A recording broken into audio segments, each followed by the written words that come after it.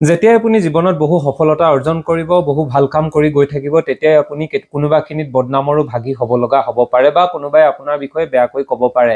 আৰু এইটো কিন্তু তেনেই সাধাৰণ। এনেধৰণৰ কথা শুনি আপুনি মন বেয়া কৰা বা আপুনি মানসিকভাৱে ভাগি পৰাটো উচিত নহয়। কাৰণ আপোনাৰ বিষয়ে কোনে ভালকৈ পাতিছে আৰু কোনে বেয়াকৈ পাতিছে এইখিনি শুনি থকা বা এইখিনি ভাবি থাকিবলৈ আপোনাৰ ওচৰত সময় নাই। কাৰণ আপুনি সফলতা অৰ্জন কৰিব বিচাৰিছে বা আপুনি জীৱনত আগবাঢ়ি যাব বিচাৰিছে। তেনেস্থলত কোন মানুহে আপোনাৰ বিষয়ে বেয়াকৈ কৈছে বা কোন মানুহে আপোনাক তোষামোদ কৰিছে, এই কথাবোৰ যদি ভাবি থাকে তেনেহলে আপুনি জীৱনত পিছ পৰিয়ে যাব।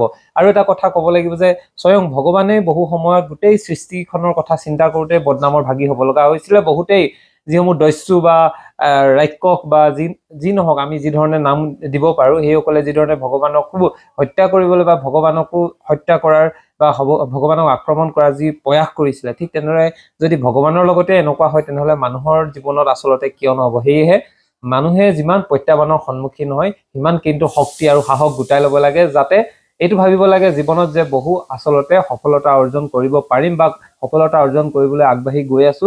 আৰু সেয়েহে এনেধৰণৰ ডাঙৰ ডাঙৰ প্ৰত্যাহ্বান আহিছে, এনেধৰণৰ বহুতো মানুহে নিগেটিভ কমেণ্টেৰে মোক মানসিকভাৱে পিছ পেলাব বিচাৰিছে বা মানসিক চাপ দিব বিচাৰিছে। আৰু এইবোৰ কথাত বিৱস্ত হৈ বা এইবোৰ কথাত ভাবি চিন্তি দুখত ম্ৰিয়মান হোৱাটো উচিত নহয়। ইয়াৰ পৰিৱৰ্তে আৰু অধিক জোৰ বা আৰু অধিক মানসিক শক্তি গোটাই লৈ শক্তিশালী ৰূপত আগবাঢ়ি যোৱাটোহে, নিজৰ মূল পথত আগবাঢ়ি গৈ সফলতা অৰ্জন কৰাটোহে উচিত বুলি ভাবো।